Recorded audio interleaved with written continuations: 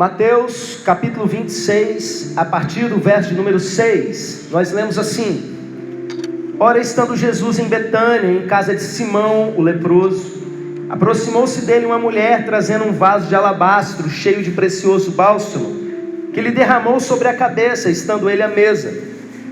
Vendo isso, indignaram-se os discípulos e disseram: Para que esse desperdício? Pois esse perfume podia ser vendido por muito dinheiro e dar-se aos pobres. Mas Jesus, sabendo disso, disse-lhes: Por que molestais esta mulher? Ela praticou boa ação para comigo, porque os pobres sempre os tendes convosco, mas a mim nem sempre me tendes. Pois derramando este perfume sobre o meu corpo, ela o fez para o meu sepultamento. Em verdade vos digo, onde for pregado em todo o mundo esse evangelho, será também contado o que ela fez para a sua memória. Então um dos 12, chamado Judas Iscariotes, indo ter com os principais sacerdotes, propôs: Que me quereis dar, e eu vou-lo entregarei. E pagaram-lhe 30 moedas de prata. E desse momento em diante, buscava ele uma boa ocasião para o entregar. Amém? Estenda as mãos na minha direção, olhe pela minha vida. Ora para Deus falar com você nessa noite.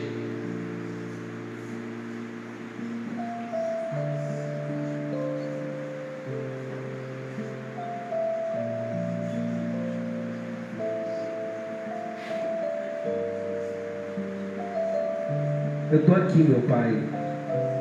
Eu não quero ser impedimento para o teu agir, meu Deus. Mas tudo aquilo que o Senhor quer falar nessa noite com essas pessoas, fale. Me usa como veículo, meu Deus. Usa a minha mente, usa o meu coração. Abre, meu Deus, os ouvidos. Torna os corações sensíveis. E comunica no mundo espiritual tudo aquilo que o Senhor tem para essas pessoas. Em nome de Jesus. Amém. Amém. Filhos de Deus, como disse a irmã Tamires no início do nosso culto, a mensagem dessa noite, ela é sobre o que você faz com a dor dentro de você. A dor, ela pode destruir você, mas ela tem uma forma certa dentro do reino de Deus, da gente lidar com ela. A gente cresce no pecado, a gente vive no meio de um mundo cheio de ensino errado, e desde criança nós somos treinados pelo reino das trevas, para operar conforme a maneira do reino das trevas. Mas, meus irmãos, Jesus disse: o reino de Deus está dentro de vós. O reino de Deus é composto de valores e princípios, e eles dentro de você, se colocados em prática, salvam a sua alma. Eu não estou falando simplesmente de condenação eterna. Eu estou falando de alguns pesadelos que você vive na sua vida aqui, de um tipo de dor que você carrega, que se você usar a maneira de lidar com a dor do reino das trevas, você se destrói. Mas se você aprender a maneira de Cristo, você vai sair daqui nessa noite muito melhor do que você entrou. O que isso tudo que eu estou falando tem a ver com essas passagens que eu li agora na Bíblia? Eu li duas coisas para os irmãos numa sequência. Vocês sabem que essa divisão de versículo, de capítulo e até mesmo de perícope, isso não existe nos manuscritos originais. Isso foi criado ao longo da história da igreja para facilitar a gente localizar os textos. Mas, meus irmãos, quando eu leio essa passagem da mulher em Betânia, que ungiu Jesus, e a passagem que Judas se levanta para ir procurar os inimigos de Jesus, para traí-lo, eu vejo uma relação, uma sequência de raciocínio, de história. Por que eu estou dizendo isso? Quando essa parte de Judas começa, existe ali a expressão então. No livro de Marcos está e, é uma conjunção que vai ligar as duas partes. E aqui na versão de Mateus, para essa mesma história, tem então um advérbio de tempo, que às vezes em algumas Bíblias é traduzido como depois disso. Ou seja, não está simplesmente jogada a informação, aconteceu na sequência. Marcos fala que algumas pessoas, quando aquela mulher começou a ungir Jesus, algumas pessoas se incomodaram. Mateus acrescenta um detalhe: os discípulos se incomodaram. Mas no Evangelho de João você percebe quem é que estava puxando o bonde. Um tal de Judas. Ficou extremamente mordido com aquela situação. Uma mulher pegando um vaso de perfume caríssimo e usando aquilo para adorar Jesus. E ele se incomoda e ele usa a seguinte expressão: não poderia ter vendido isso e dado para os pobres? Nossa, que cara legal. Que cara gente boa, não é? Só que não. João explica que ele fazia isso porque ele era ladrão. E ele queria o quê? Ele pegava dinheiro da bolsa. Então ele juntava o dinheiro para a obra social. Ele ia lá e catava alguma coisa disfarçadamente. E meus irmãos, o que acontece é que quando ele abre a boca e começa a falar essas coisas, Jesus dá um corte nele. Eu não me lembro se é aqui na versão de Mateus. Eu li os três bastante para me preparar para essa mensagem. Marcos 14 fala a respeito disso também. Que quando eles começam a dizer isso, Jesus dá um corte publicamente e diz assim: deixai-a. E eu fui procurar essa palavra, deixai-a, no texto grego. E o autor ali do léxico grego explica o seguinte: que essa é uma expressão intensa, é uma expressão forte. É como se Jesus virasse, desse aquele toco mesmo na pessoa, sabe? E Judas começa a dizer ali: mas por que não sei o quê? Deixa ele em paz. Deixa ele em paz. Ela está fazendo isso para mim. Onde for pregado o Evangelho no mundo, vão contar essa história para a memória dela. Deixa ela. Meus irmãos, e você, melhor do que eu, sabe como fica um coração, né? Quando você é exposto em algumas situações. Todo mundo vive isso no seu dia a dia. Ninguém gosta de ser chamado a atenção. Eu escuto isso de alguns irmãos, né? Eu não gosto de ser chamado a atenção não, pastor. Eles falaram esse, blá, blá, blá, blá, blá. Ninguém gosta. O problema é como a gente lida com isso. Eu digo para você, Judas não soube lidar bem com isso. Porque se isso não foi o motivo, foi a gota d'água, meus irmãos, para ele levantar dali e ir imediatamente, né? E depois disso, então, Judas foi procurar na hora. Você sabe por quê? Porque é isso que o reino das trevas ensina a gente a fazer. Uma pessoa ferida, ela quer ferir. Você começa a olhar para alguns detalhes da psicologia de Judas, sabe? Porque Jesus já tinha dado umas indiretas, e nem assim o cara se consertava. É tipo assim: um de vocês é diabo. Ele falando ali no meio dos discípulos.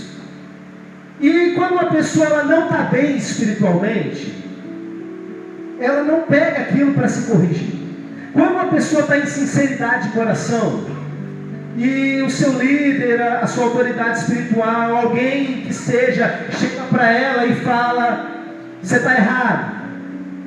A tendência é a pessoa agir igual os discípulos lá na ceia. Porventura sou eu, mestre? Será que sou eu que estou vacilando? Eu estou fazendo alguma coisa errada? Ai meu Deus!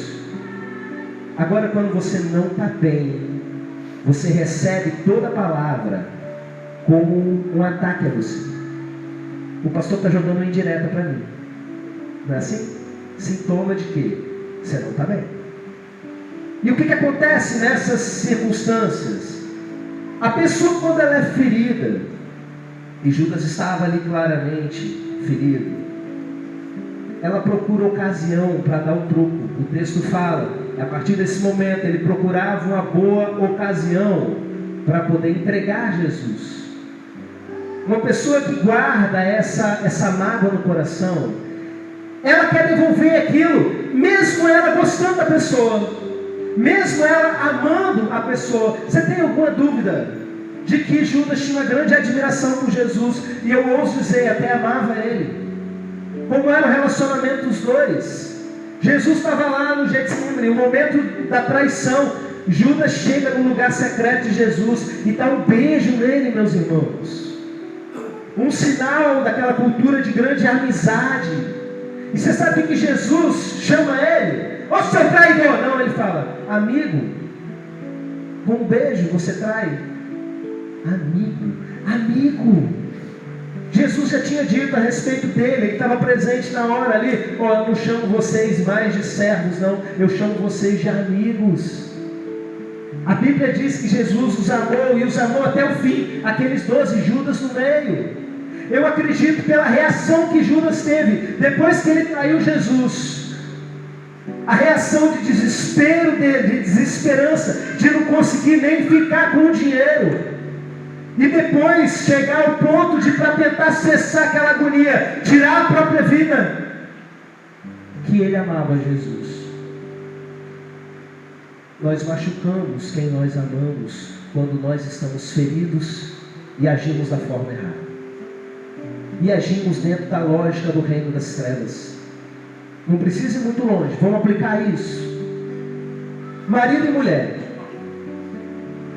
O marido foi lá e fez alguma coisa que a mulher não gostou. O que o reino das trevas ensina? Vingança. O que o reino de Deus ensina? Os princípios, os valores que Jesus ensinou, que estão dentro de nós, que você sabe o que tem que fazer. Ei, dá outra face. Bateu de um lado, dá outra face. Se alguém te persegue, o que você faz? Ora por essa pessoa, ore pelos seus inimigos. E não é ore assim, aquela oração cheia de reino das trevas, né? Senhor Jesus, faz essa pessoa que está me perseguindo quebrar as duas pernas. Eu quero que ele sofra para ele aprender, porque só assim ele vai para o céu, Senhor. Não, isso é o reino das trevas falando na sua boca. Jesus diz para a gente abençoar os que nos perseguem. É isso que deveria acontecer. Você abre a boca e abençoa. Já ensinei isso aqui algumas vezes nessa igreja, né? Que essa pessoa passe no concurso público, que o filho dela saia das drogas, ela seja muito feliz. Abençoa. Olha, alguém te entrega o mal, o que o reino de Deus diz? Paga o mal com o bem. A pessoa te faz o mal, você faz o mal de volta. 2-0 para o reino das trevas. 2 pontos para o reino das trevas. Mas a pessoa fez o mal para você, 1-0. Você fez o bem para essa pessoa, 1-1. Está perto de virar o jogo. Reino das trevas trabalha de um jeito, reino de Deus trabalha de outro jeito. Aí a mulher vai lá, se desentendeu com o marido magoou a mulher, às vezes nem percebeu. O coração de Judas dentro dela procura ocasião oportuna para perturbar o marido. Ela vai se calar dentro de casa. Ela vai falar, vai fazer alguma coisa que também não fala mais nada. Você já viu isso? Mulher que fica em silêncio dentro de casa. Mas o que eu fiz? O que aconteceu? Não faço nem ideia. Daqui a pouco greve de sexo. E por aí vai. Aí o marido, por sua vez, o Judas dentro dele, a máquina do reino das trevas, governando as suas emoções, tem um mecanismo de resposta à dor. O mecanismo de resposta à dor, a máquina do reino das trevas rodando dentro de você é: dê o troco, procure a ocasião oportuna. Se não achar, provoque. E começa, bate porta. E começa a ser explosivo, agressivo. E palavras de raiva, palavras de ódio começam a sair da boca. E por que isso acontece? Aquela pessoa não ama, a outra ama. Mas o que comanda as suas emoções, toda a resposta emocional dela, é movida por esse sistema maligno. Bateu, levou. Totalmente o contrário do que Jesus ensinou. E quem prospera dentro desse lar, reino das trevas. Irmão, vocês já viram essas situações de adultério, quando a mulher, por vingança, decide trair o homem? É impressionante, meus irmãos, porque é aquela sensação de Judas, sabe? Ela acabou de fazer, nem graça teve. Não consegue nem ficar com as moedas. O que motiva a traição não é nem um desejo, algo que ela está ali realizando. É só raiva. É só reino das trevas ali, puro, puro, puro. Eu quero me vingar dele. Algumas se sentem realmente como Judas, sujas depois daquele momento. Eu nem acredito que eu abri a minha intimidade para um homem que nem é o meu marido. Por que eu fiz isso? Porque estava com raiva. Porque foi treinado para fazer isso a vida inteira. Vingança. Vingança. Vingança é a linguagem do reino das trevas. Vingança é Judas dentro de você. Você funcionando como Judas. você funcionando como Judas. Vingança é a linguagem do reino das trevas. Qual é a linguagem do reino de Deus? Perdão. Perdão. Sabe que muitas pessoas, elas não se consideram traidores e pensam assim: eu traí na minha casa, eu traí os meus pastores, eu traí os meus líderes, jamais eu trairia. Não subestime o poder da dor dentro de você. A dor guardada no seu coração corrompe a sua alma. A dor acumulada dentro de você, não administrada da maneira certa, ela corrompe você e leva você a fazer coisas que você jamais faria. Você vai se justificando, dizendo que fez por isso, fez aquilo, mas a motivação está ali, aquela satisfaçãozinha gostosa, porque fez o errado, até te levar à morte. Até te levar à morte.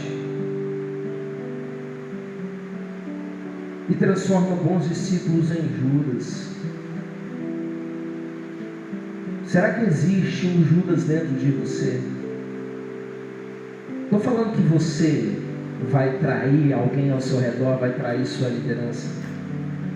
Será que você funciona nesse mecanismo de resposta, de baseado na sua dor, tomar decisões para ferir outras pessoas? É só olhar no seu dia a dia, as coisas que tiram você do sério. Eu vou um pouco além. Olha para dentro do seu coração. Existe alguma mágoa com relação a alguém? Existe alguém que você ainda não perdoou? Isso é uma dinamite que tem guardada dentro de você. Porque se você guarda isso sem perdoar a pessoa, o seu coração vive assim, igual Judas. Eu procuro uma ocasião oportuna para atingir. Você vai ficar o tempo todo procurando, o tempo todo, mesmo se você não quiser. Espaço para que o maligno opere na sua vida. E aí, para se livrar da situação, alguns crentes fazem o seguinte: eles se convencem de que perdoaram,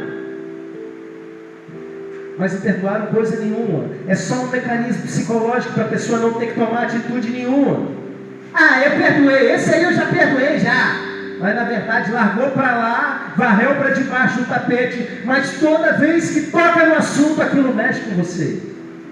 Toda vez que fala no assunto, de alguma forma aquilo fervilha no seu coração, deixa um incômodo, tem uma ponta solta, algo não resolvido, e muitas vezes dói dentro de você, porque na verdade você não perdoou coisa nenhuma. Quando Jesus ensina sobre o perdão, lembra daquela parábola do servo que perdoou o outro e o outro não quis perdoar o outro, e ele pega aquele e joga na prisão para que ele fosse torturado pelos verdugos. Jesus diz o seguinte: assim acontecerá com você se de coração não perdoares. Porque você pode perdoar de cabeça, mas não perdoar de coração. Casamentos que carregam amargura desde lá do passado. Um pisou na bola com o outro 30 anos atrás, mas toda chance que tem, um joga na cara do outro. Não tem perdão. A disfarce, a recalque, a maquiagem, a máscara. Quer ver uma forma de você saber se você tem um mecanismo de Judas dentro de você? Você é alguém que se ofende? Você é alguém que se ofende? Alguém fala uma palavra dura, é como se uma cobra tivesse picado você, fica aquela coisa ruim. Eu aprendi ao longo desses anos que onde tem um coração ofendido, existe soberba e existe orgulho. Isso é um perigo, porque Deus resiste aos soberbos. Porque não vai dar certo enquanto tiver soberba no seu coração.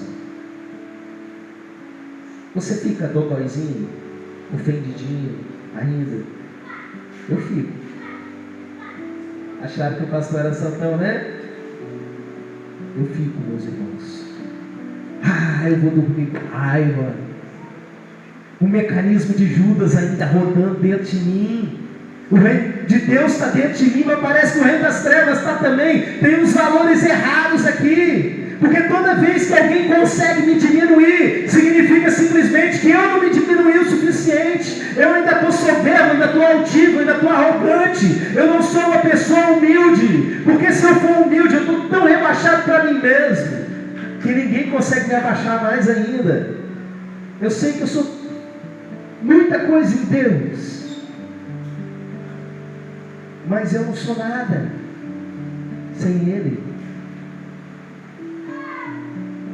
Jesus chamando a atenção de Judas, ele estava certo. É lógico que estava. A maior parte das coisas que nos chamam a atenção, nós temos sim parcela de responsabilidade, mas nós não gostamos disso por causa do nosso orgulho. A mulher que chama a atenção do marido, o marido que chama a atenção da mulher, os pais que chamam a atenção dos filhos, e você está preparado pelo reino das trevas a só dar desculpa, só dar desculpa, só dar desculpa, e se magoar, se defender o tempo todo. Seja humilde, olha para dentro de você e fala: é verdade, eu pisei na bola mesmo, me perdoa. Eu sou esse porqueiro aqui mesmo, mas eu estou aqui pela misericórdia de Deus, para me humilhar, para ser exaltado. Para me humilhar, para ser consertado, para que Deus não resista a mim. Não seja um Judas. Tem mágoa no seu coração, tem uma dor no seu coração. Nessa noite o Espírito Santo fala com você: perdoa, perdoa, senão essa bomba uma hora vai explodir, e quem vai explodir com ela é você. Quem sempre vai explodir com algo que está dentro de si é você. Deus falou com você nessa noite. Vamos responder a Ele. Eu quero convidar a igreja a se colocar de pé.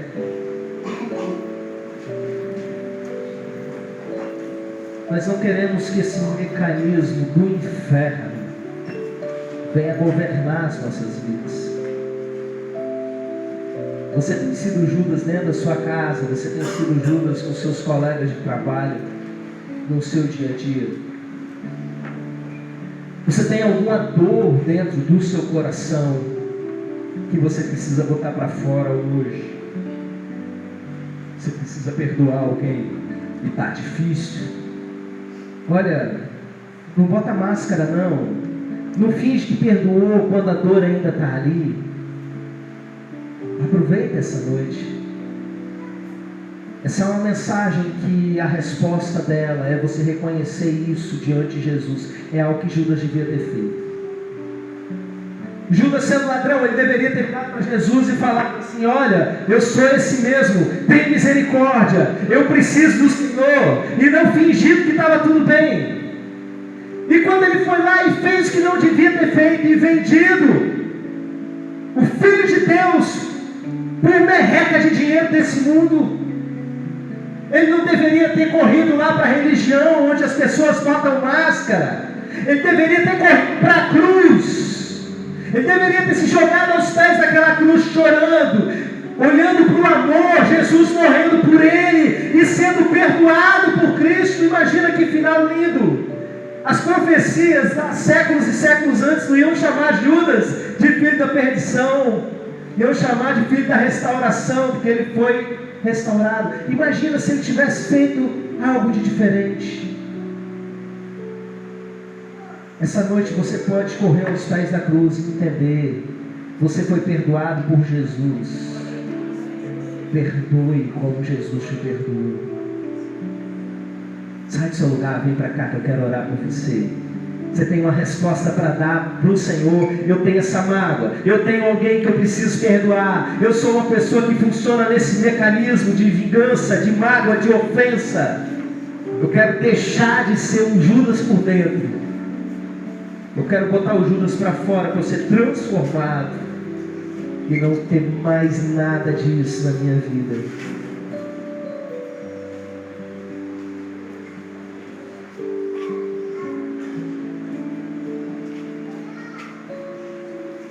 Se é uma noite de restauração, aproveita o que Deus está fazendo aqui e entra no meio, entra no bolo. Vir sozinho é difícil, mas depois que já tem a galera, né?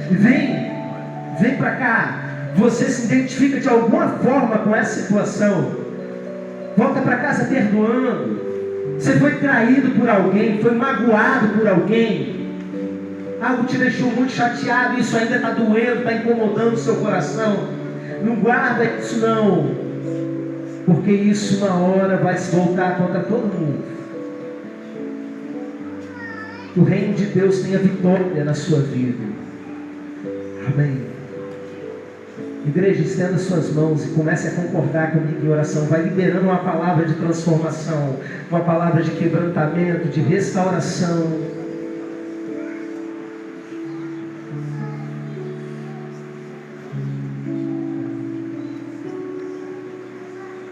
Pai, nós cremos na Tua palavra que diz que o reino dos céus está dentro de nós. O reino de Deus está dentro de nós. Nós tomamos posse disso e queremos externar esses princípios, esses valores, esse poder do reino, poder para perdoar que vem do Senhor, meu Pai. Nós queremos perdoar, mesmo que às vezes a gente não consiga. Estamos aqui para admitir isso, para falar, meu Deus, quando tem sido difícil, mas nós cremos, meu Pai, que pelo Teu poder nós conseguimos perdoar. Em nome de Jesus, começa a operar pelo Teu Espírito essa obra de perdão nos corações. Que cada um aqui seja perdoador. Traz à memória, meu Pai, as ofensas, Senhor. Traz à memória, meu Pai, os problemas que ainda estão guardados. Que tudo isso seja botado para fora, tratado, limpo. Em nome de Jesus, meu Pai. Cada uma dessas pessoas que veio aqui à frente buscando restauração, a surpreenda, meu Deus. A surpreenda, que seja algo ainda mais forte, meu Pai, do que eles imaginaram. Em nome de Jesus, qualquer pessoa que estiver ouvindo essa pregação depois, em gravação, e que se posicione espiritualmente nesse momento, da mesma forma que o Teu Espírito Santo toque no profundo, no coração, e vá revelando todas as coisas que precisam de transformação, que a gente aprenda a lidar com a dor do jeito certo, em nome de Jesus. Que haja perdão em cada um de nós, em nome de Jesus. Amém, amém. Seja abençoado, meu irmão, minha irmã, em nome de Jesus.